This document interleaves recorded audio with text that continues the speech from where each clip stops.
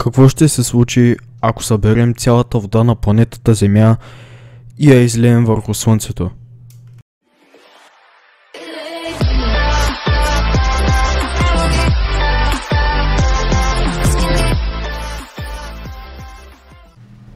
Слънцето съдържа 75% водород.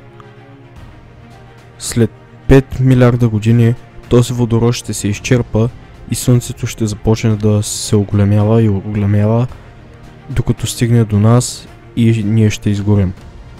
Но това е след много време, не се знае дали изобщо до 5 милиарда години ще има хора на планетата.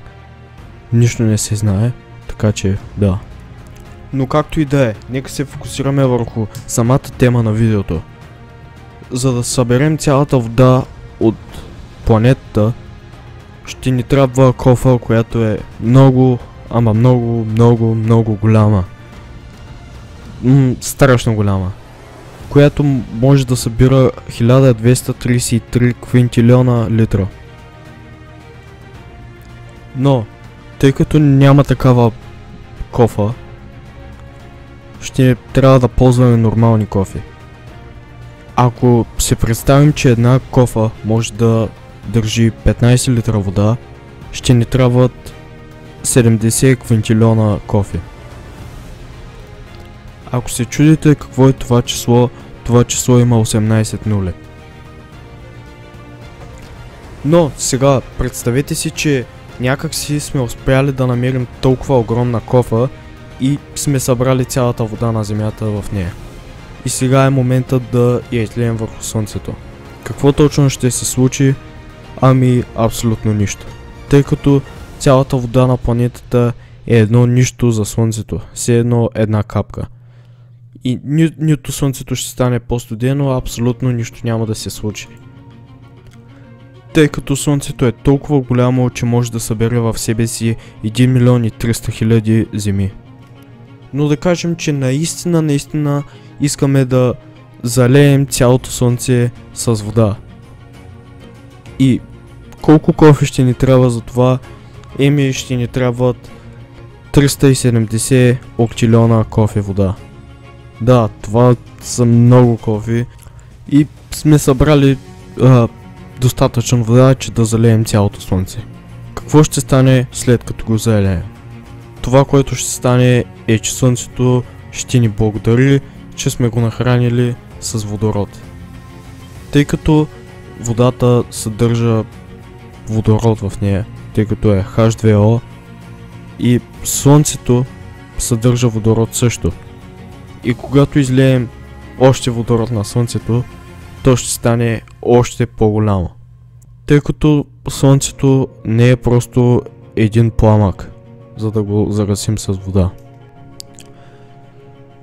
Но сега разбрахме какво ще се случи с Слънцето, ако го залеем цялото с вода, но след като сме взели цялата вода от нашата планета, какво точно се е случило с нея?